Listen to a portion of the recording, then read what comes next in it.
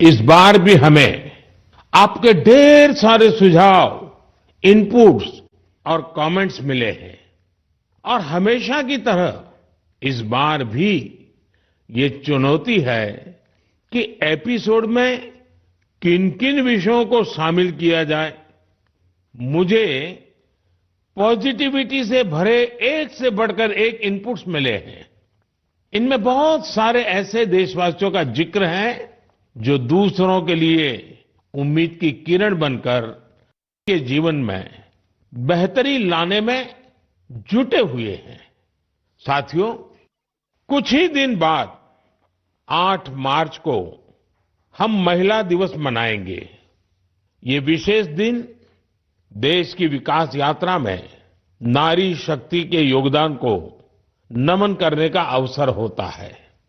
महाकवि भरतियार जी ने कहा है कि विश्व तभी समृद्ध होगा जब महिलाओं को समान अवसर मिलेंगे। आज भारत की नारी शक्ति हर क्षेत्र में प्रगति की नई ऊंचाइयों को छू रही है। कुछ वर्ष पहले तक किसने सोचा था कि हमारे देश में गांव में रहने वाली महिलाएं भी ड्रोन उड़ाएंगी, लेकिन आज ये संभव हो रहा है। आज तो गांव-गांव में ड्रोन दीदी की इतनी चर्चा हो रही है, हर किसी की जुबान पर नमो ड्रोन दीदी, नमो ड्रोन दीदी ये चल पड़ा है। हर कोई इसके विषय में चर्चा कर रहा है।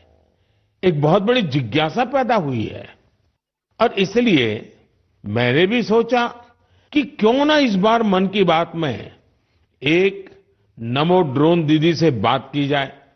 हमारे साथ इस वक्त नमो ड्रोन दीदी सुनीता जी जुड़ी हुई हैं, जो उत्तर प्रदेश के सीतापुर से हैं। आइए उनसे बात करते हैं। सुनीता देवी जी, आपको नमस्कार। नमस्ते सर। अच्छा सुनीता जी, पहले मैं आपके विषय में जानना चाहता हूँ, आपके परिवार के विषय में जानना चाहता हूँ। थोड़ा कुछ बता दीजिए। सर, हमारे परिवार में 2 बच्चे हैं, हमें हस्बैंड हैं, माता जी हैं मेरी। आपकी पढ़ाई क्या हुई Sunita ji? Sir BA final है। और वैसे घर में कारोबार वगैरह क्या है? कारोबार वगैरह खेती-बाड़ी संबंधित करते हैं, खेती वगैरह। अच्छा सुनीता जी, ये ड्रोन दीदी बनने का आपका सफर कैसे शुरू हुआ? आपको ट्रेनिंग कहाँ मिली? कैसे कैसे बदलाव क्या आया? मुझे पहले से जानना है। जी सर, ट्रेनिंग हमारी फूलपुर एफको में हुआ था, इलाहाबाद में, और वहीं से हमको ट्रेनिंग मिली है। तो तब तक आपने ड्रोन के विषय में सुना था कभी? सर सुना नहीं था, एक बार ऐसे देखे थे, कृषि विज्ञान केंद्र जो सीतापुर का है वहाँ पे हमने देखा था, पहली बार वहाँ देखा था हमने ड्रोन। सुनीता जी, मुझे ये समझना है कि मानो आप पहले दिन गए, जी पहले दिन आपका ड्रोन दिखाया होगा, फिर कुछ बोर्ड पे पढ़ाया गया होगा, कागज पे पढ़ाया गया होगा, फिर मैदान में ले जाके प्रैक्टिस, क्या क्या हुआ होगा? आप मुझे बस समझा सकती है पूरा वर्णन? जी जी सर, पहले दिन सर हम लोग जब गए हैं तो उसके दूसरे दिन से हम लोगों की ट्रेनिंग शुरू हुई थी। पहले तो थ्योरी पढ़ाई गई थी, सब क्लास चले थे 2 दिन। क्लास में ड्रोन में क्या क्या पार्ट हैं, कैसे कैसे आपको क्या क्या करना है, ये सारी चीजें थ्योरी में पढ़ाई गई थी। तीसरे दिन सर हम लोगों का पेपर हुआ था। उसके बाद में फिर सर एक कंप्यूटर पे भी पेपर हुआ था, मतलब पहले क्लास चला, उसके बाद में टेस्ट लिया गया, फिर प्रैक्टिकल करवाया गया था हम लोगों, मतलब ड्रोन कैसे उड़ाना है, कैसे कैसे मतलब आपको कंट्रोल कैसे संभालना है, हर चीज सिखाई गई थी प्रैक्टिकल के तौर में। फिर ड्रोन काम क्या करेगा वो कैसे सिखाया? सर ड्रोन काम करेगा कि जैसे अभी फसल बड़ी हो रही, बरसात का मौसम या कुछ भी, ऐसे बरसात में दिक्कत होती, खेत में फसल में हम लोग घुस नहीं पा रहे हैं, तो कैसे मजदूर अंदर जाएगा, तो इसके माध्यम से हम बहुत फायदा किसानों को होगा और वहाँ खेत में घुसना भी नहीं पड़ेगा। हमारा ड्रोन जो हम मजदूर लगा के अपना काम करते हैं, वो हमारा ड्रोन से मेड़ पे खड़े होके हम अपना वो कर सकते हैं। कोई कीड़ा मकोड़ा अगर खेत के अंदर है, उससे हमें सावधानी भी बरतनी रहेगी, कोई दिक्कत नहीं हो सकती है। और किसानों को भी बहुत अच्छा लग रहा है सर, हमने 35 एकड़ स्प्रे कर चुके हैं अभी तक। तो किसानों को भी समझ है कि इसका फायदा है? जी सर, किसानों को बहुत संतुष्ट होते हैं, कह रहे हैं बहुत अच्छा लग रहा है, समय का भी बचत होता है, सारी सुविधा आप खुद देती हैं, पानी दवा सब साथ साथ में रखती हैं और हम लोगों को सिर्फ आके खेत बताना पड़ता है कि कहाँ से कहाँ तक मेरा खेत है और सारा काम आधा घंटे में ही निपटा देती। तो ये ड्रोन देखने के लिए और लोग भी आते होंगे फिर तो? सर बहुत भीड़ लग जाती है, ड्रोन देखने के लिए बहुत सारे लोग आ जाते हैं। जो बड़े बड़े फार्मर्स लोग हैं वो लोग नंबर भी ले जाते हैं कि हम भी आपको बुलाएंगे इसलिए। अच्छा, क्योंकि मेरा एक मिशन है लखपति दीदी बनाने का। अगर आज देश भर की बहनें सुन रही हैं तो एक ड्रोन दीदी आज पहली बार मेरे साथ बात कर रही है, तो क्या कहना चाहेगी आप? जैसे आज मैं अकेले ड्रोन दीदी हूँ तो ऐसी हजारों बहनें आगे आए कि मेरे जैसे ड्रोन दीदी वो भी बने और मुझे बहुत खुशी होगी कि जब मैं अकेली हूँ मेरे साथ में और हजारों लोग खड़े होंगे तो बहुत अच्छा लगेगा कि हम अकेले नहीं, बहुत सारे लोग हमारे साथ में ड्रोन दीदी के नाम से पहचानी जाती हैं।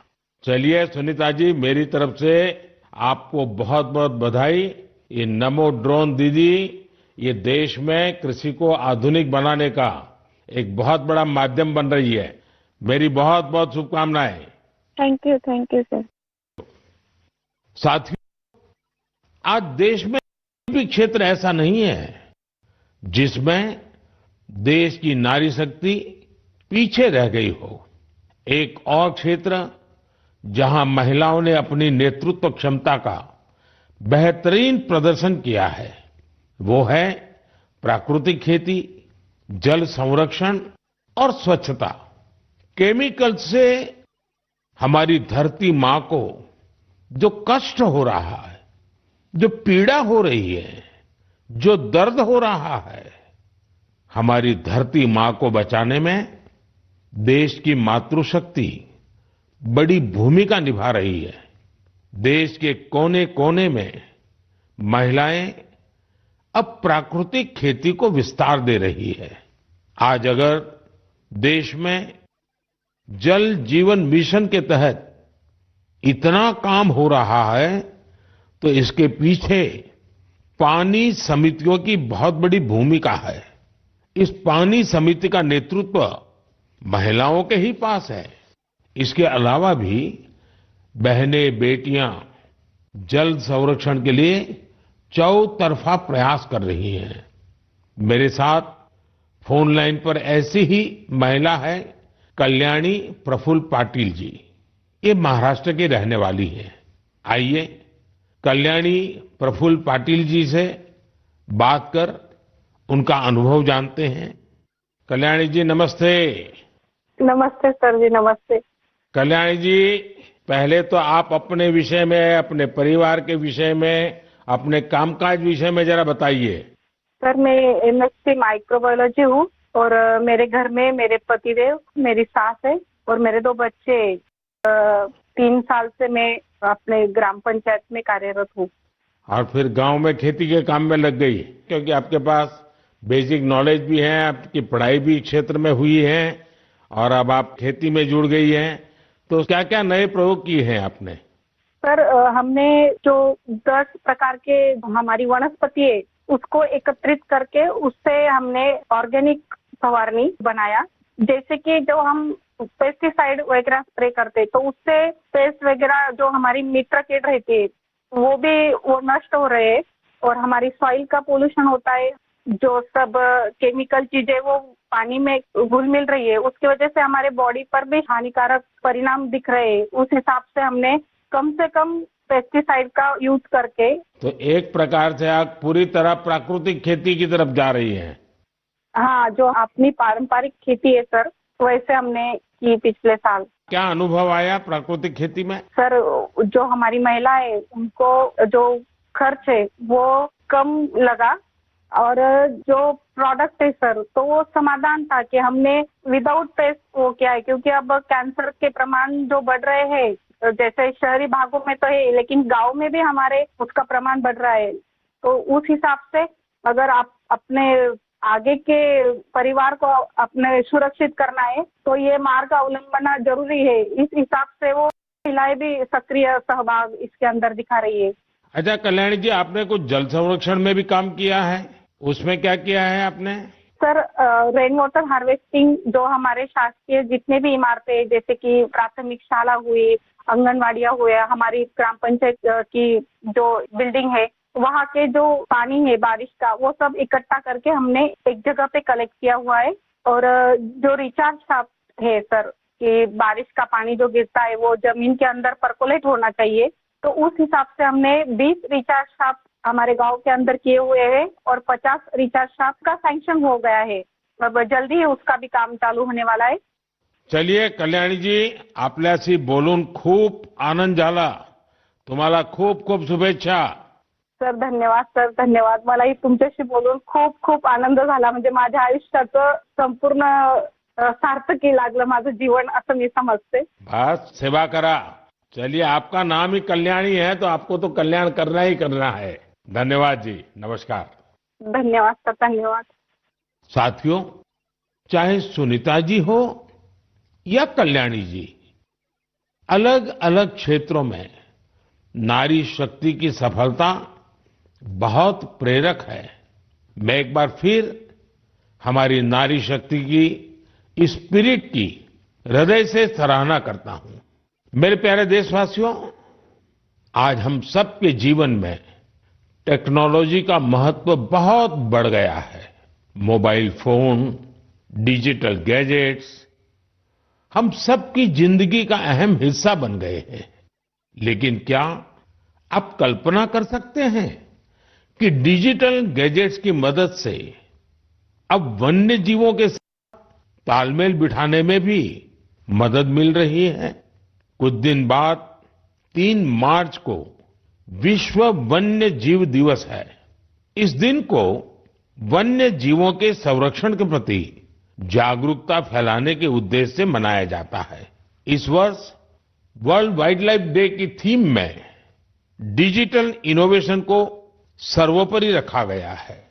आपको ये जानकर खुशी होगी कि हमारे देश के अलग अलग हिस्सों में वन्य जीवों के संरक्षण के लिए टेक्नोलॉजी का खूब उपयोग हो रहा है. पिछले कुछ वर्षों में सरकार के प्रयासों से देश में बाघों की संख्या बढ़ी है. महाराष्ट्र के चंद्रपुर के टाइगर रिजर्व में बाघों की संख्या 250 से ज्यादा हो गई है. चंद्रपुर जिले में इंसान और बाघों के संघर्ष को कम करने के लिए आर्टिफिशियल इंटेलिजेंस की मदद ली जा रही है. गांव और जंगल की सीमा पर कैमरे लगाए गए हैं. जब भी कोई बाघ गांव के करीब आता है तब एआई की मदद से स्थानीय लोगों को मोबाइल पर अलर्ट मिल जाता है. आज इस टाइगर रिजर्व के आसपास के 13 गांवों में इस व्यवस्था से लोगों को बहुत सुविधा हो गई है और बाघों को भी सुरक्षा मिली है. साथियों, आज युवा एंटरप्रेन्योर्स भी वन्य जीव संरक्षण और इको टूरिज्म के लिए नए नए इनोवेशन सामने ला रहे हैं.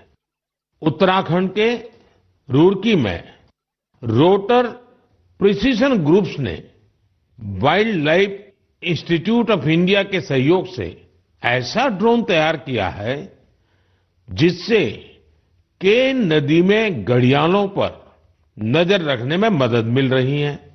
इसी तरह बेंगलुरु की एक कंपनी ने बघीरा और गरुड़ नाम का ऐप तैयार किया है.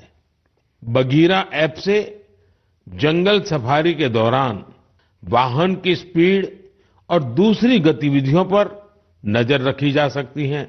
देश के कई टाइगर रिजर्व में इसका उपयोग हो रहा है. आर्टिफिशियल इंटेलिजेंस और इंटरनेट ऑफ थिंग्स पर आधारित गरुड़ ऐप को किसी सीसीटीवी से कनेक्ट करने पर रियल टाइम अलर्ट मिलने लगता है. वन्य जीवों के संरक्षण की दिशा में इस तरह के हर प्रयास से हमारे देश की जैव विविधता और समृद्ध हो रही है. साथियों, भारत में तो प्रकृति के साथ तालमेल हमारी संस्कृति का अभिन्न हिस्सा रहा है. हम हजारों वर्षों से प्रकृति और वन्य जीवों के साथ सह अस्तित्व की भावना से रहते आए हैं. अगर आप महाराष्ट्र के मेलघाट टाइगर रिजर्व जाएंगे तो वहां स्वयं इसे अनुभव कर सकेंगे। इस टाइगर रिजर्व के पास खटकली गांव में रहने वाले आदिवासी परिवारों ने सरकार की मदद से अपने घर को होम स्टे में बदल दिया है। ये उनकी कमाई का बहुत बड़ा साधन बन रहा है। इसी गांव में रहने वाले कोरकू जनजाति के प्रकाश जामकर जी ने अपनी 2 हेक्टेयर जमीन पर 7 कमरों वाला होम स्टे तैयार किया है। उनके यहाँ रुकने वाले पर्यटकों के खाने पीने का इंतजाम उनका परिवार ही करता है। अपने घर के आसपास उन्होंने औषधीय पौधों के साथ आम और कॉफी के पेड़ भी लगाए हैं। इससे पर्यटकों का आकर्षण तो बढ़ा ही है, दूसरे लोगों के लिए भी रोजगार के नए अवसर बने हैं। मेरे प्यारे देशवासियों, जब पशुपालन की बात करते हैं तो अक्सर गाय भैंस तक ही रुक जाते हैं, लेकिन बकरी भी तो एक अहम पशुधन है जिसकी उतनी चर्चा नहीं होती है। देश के अलग अलग क्षेत्रों में अनेकों लोग बकरी पालन से भी जुड़े हुए हैं। ओडिशा के कालाहांडी में बकरी पालन गांव के लोगों की आजीविका के साथ साथ उनके जीवन स्तर को ऊपर लाने का भी एक बड़ा माध्यम बन रहा है। इस प्रयास के पीछे जयंती महापात्रा जी और उनके पति बीरेन साहू जी का एक बड़ा फैसला है। दोनों बेंगलुरु में मैनेजमेंट प्रोफेशनल्स थे, लेकिन इन्होंने ब्रेक लेकर कालाहांडी के सालेभाटा गांव आने का फैसला लिया। ये लोग कुछ ऐसा करना चाहते थे जिससे यहाँ के ग्रामीणों की समस्याओं का समाधान भी हो, साथ ही वो सशक्त भी बने। सेवा और समर्पण से भरी अपनी इसी सोच के साथ इन्होंने माणिकस्तु एग्रो की स्थापना की और किसानों के साथ काम शुरू किया। जयंती जी और बीरेन जी ने यहाँ एक दिलचस्प माणिकस्तु गोट बैंक भी खोला है। वे सामुदायिक स्तर पर बकरी पालन को बढ़ावा दे रहे हैं। उनके गोट फार्म में करीब दर्जनों बकरियां हैं। माणिकस्तु गोट बैंक इसने किसानों के लिए एक पूरा सिस्टम तैयार किया है। इसके जरिए किसानों को 24 महीने के लिए 2 बकरियां दी जाती हैं। 2 वर्षों में बकरियां 9 से 10 बच्चों को जन्म देती हैं। इनमें से 6 बच्चों को बैंक रखता है, बाकी उसी परिवार को दे दी जाती हैं जो बकरी पालन करता है। इतना ही नहीं, बकरियों की देखभाल के लिए जरूरी सेवाएं भी प्रदान की जाती हैं। आज 50 गांवों के 1000 से अधिक किसान इस दंपत्ति के साथ जुड़े हैं। उनकी मदद से गांव के लोग पशुपालन के क्षेत्र में आत्मनिर्भरता की ओर बढ़ रहे हैं। मुझे ये देखकर बहुत अच्छा लगता है कि विभिन्न क्षेत्रों में सफल प्रोफेशनल्स छोटे किसानों को सशक्त और आत्मनिर्भर बनाने के लिए नए नए तरीके अपना रहे हैं। उनका यह प्रयास हर किसी को प्रेरित करने वाला है। मेरे प्यारे देशवासियों, हमारी संस्कृति की सीख है परमार्थ परमो धर्मः, यानी दूसरों की मदद करना ही सबसे बड़ा कर्तव्य है। इसी भावना पर चलते हुए हमारे देश में अनगिनत लोग निस्वार्थ भाव से दूसरों की सेवा करने में अपना जीवन समर्पित कर देते हैं। ऐसे ही एक व्यक्ति है बिहार में भोजपुर के भीम सिंह भवेश जी। अपने क्षेत्र के मुसहर जाति के लोगों के बीच इनके कार्यों की खूब चर्चा है, इसलिए मुझे लगा कि क्यों न आज इनके बारे में भी आपसे बात की जाए। बिहार में मुसहर अत्यंत वंचित समुदाय रहा है, बहुत गरीब समुदाय रहा है। भीम सिंह भवेश जी ने इस समुदाय के बच्चों की शिक्षा पर अपना फोकस किया है ताकि उनका भविष्य उज्जवल हो सके। उन्होंने मुसहर जाति के करीब 8,000 बच्चों का स्कूल में दाखिला कराया है। उन्होंने एक बड़ी लाइब्रेरी भी बनवाई है, जिससे बच्चों को पढ़ाई लिखाई की बेहतर सुविधा मिल रही है। भीम सिंह जी अपने समुदाय के सदस्यों के जरूरी डॉक्यूमेंट बनवाने में, उनके फॉर्म भरने में भी मदद करते हैं। इससे जरूरी संसाधनों तक गांव के लोगों की पहुंच और बेहतर हुई है। लोगों का स्वास्थ्य बेहतर हो, इसके लिए उन्होंने 100 से अधिक मेडिकल कैंप लगवाए हैं। जब कोरोना का महासंकट सिर पर था, तब भीम सिंह जी ने अपने क्षेत्र के लोगों को वैक्सीन लगवाने के लिए भी बहुत प्रोत्साहित किया। देश के अलग अलग हिस्सों में भीम सिंह भवेश जी जैसे कई लोग हैं जो समाज में ऐसे अनेक नेक कार्यों में जुटे हैं।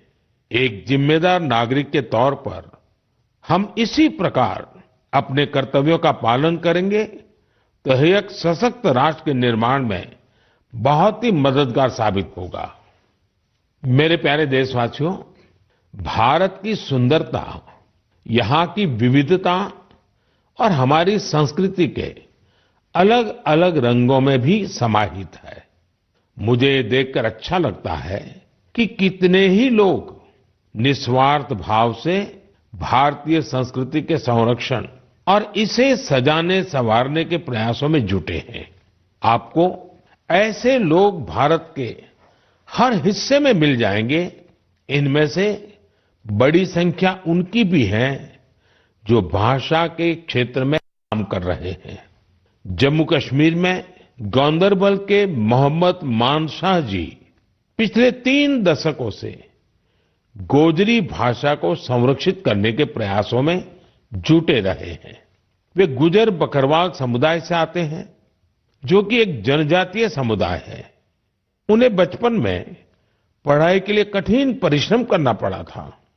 वो रोजाना 20 किलोमीटर की दूरी पैदल तय करते थे।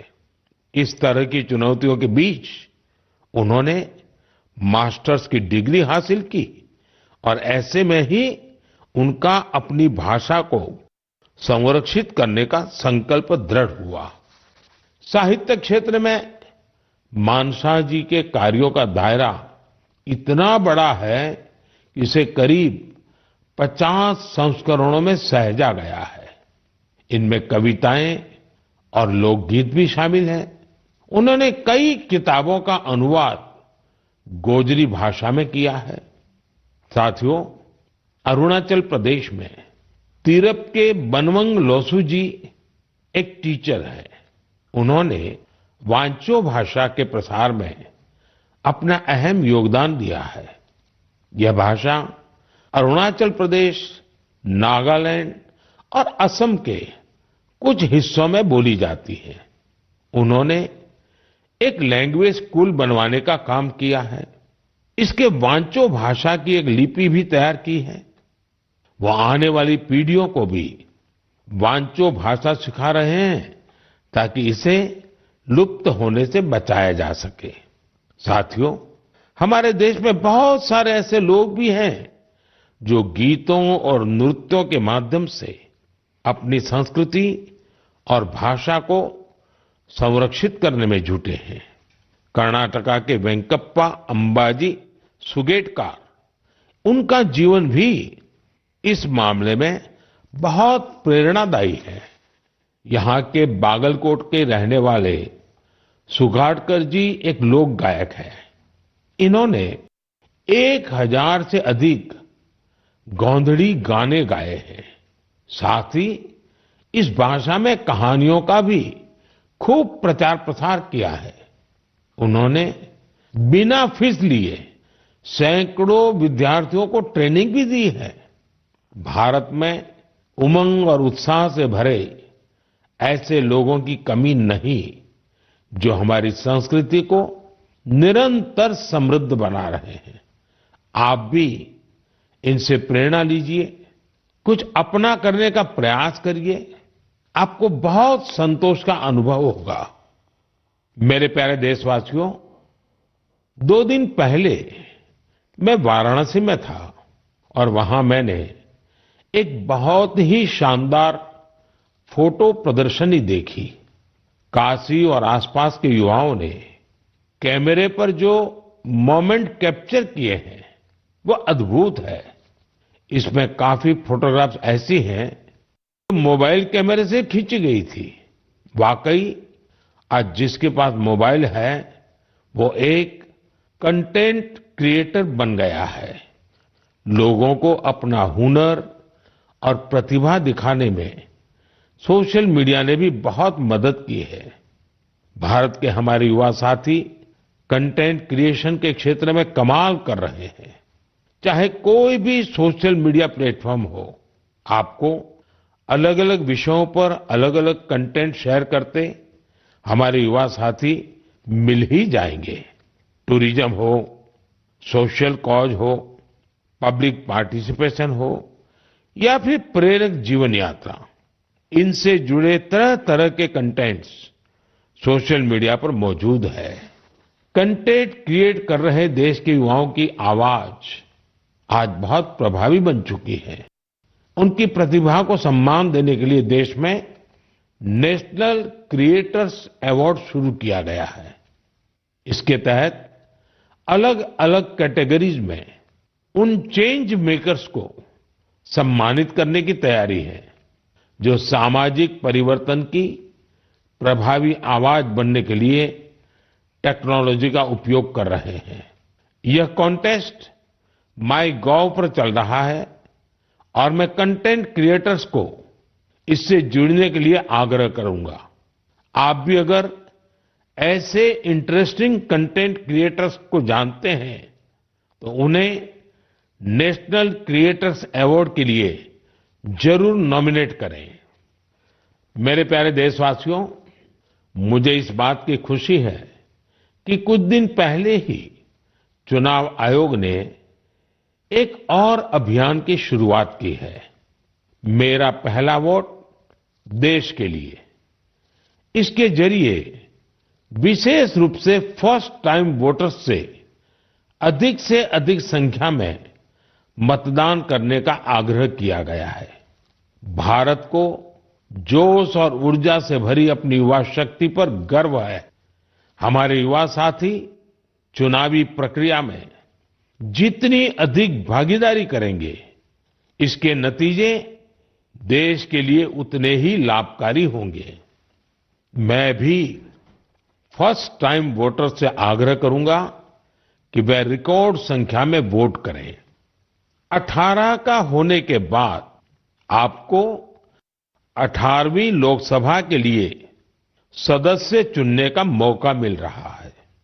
यानी ये 18वीं लोकसभा भी युवा आकांक्षा का प्रतीक होगी। इसलिए आपके वोट का महत्व और बढ़ गया है। आम चुनावों की इस हलचल के बीच आप युवा न केवल राजनीतिक गतिविधियों का हिस्सा बनिए, बल्कि इस दौरान चर्चा और बहस को लेकर भी जागरूक बने रहिए। और याद रखिएगा, मेरा पहला वोट देश के लिए। मैं देश के इन्फ्लुएंसर्स को भी आग्रह करूंगा, चाहे वो खेल जगत के हो, फिल्म जगत के हो, साहित्य जगत के हो, दूसरे प्रोफेशनल्स हो या हमारे इंस्टाग्राम और यूट्यूब के इन्फ्लुएंसर्स हो, वो भी इस अभियान में बढ़ चढ़कर हिस्सा लें और हमारे फर्स्ट टाइम वोटर्स को मोटिवेट करें। साथियों, मन की बात के इस एपिसोड में मेरे साथ इतना ही। देश में लोकसभा चुनाव का माहौल है और जैसा कि पिछली बार हुआ था, संभावना है कि मार्च के महीने में आचार संहिता भी लग जाएगी। ये मन की बात की बहुत बड़ी सफलता है कि बीते 110 एपिसोड में हमने इसे सरकार की परछाई से भी दूर रखा है। मन की बात में देश की सामूहिक शक्ति की बात होती है, देश की उपलब्धि की बात होती है। ये एक तरह से जनता का, जनता के लिए जनता द्वारा तैयार होने वाला कार्यक्रम है। लेकिन फिर भी राजनीतिक मर्यादा का पालन करते हुए लोकसभा चुनाव के इन दिनों में अब अगले 3 महीने मन की बात का प्रसारण नहीं होगा। अब जब आपसे मन की बात में संवाद होगा तो वो मन की बात का 111वां एपिसोड होगा। अगली बार मन की बात की शुरुआत 111 के शुभ अंक से हो तो इससे अच्छा भला क्या होगा। लेकिन साथियों, आपको मेरा एक काम करते रहना है। मन की बात भले 3 महीने के लिए रुक रहा है, लेकिन देश की उपलब्धियां थोड़ी रुकेंगी। इसलिए आप मन की बात हैशटैग के साथ समाज की उपलब्धियों को, देश की उपलब्धियों को सोशल मीडिया पर डालते रहें। कुछ समय पहले एक युवा ने मुझे एक अच्छा सुझाव दिया था।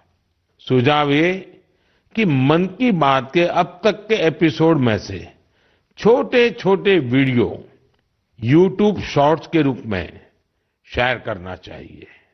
इसलिए मैं मन की बात के श्रोताओं से आग्रह करूंगा कि ऐसे शॉर्ट्स को खूब शेयर करें। साथियों, जब अगली बार आपसे संवाद होगा तो फिर नई ऊर्जा, नई जानकारियों के साथ आपसे मिलूंगा। आप अपना ध्यान रखिए। बहुत बहुत धन्यवाद। नमस्कार।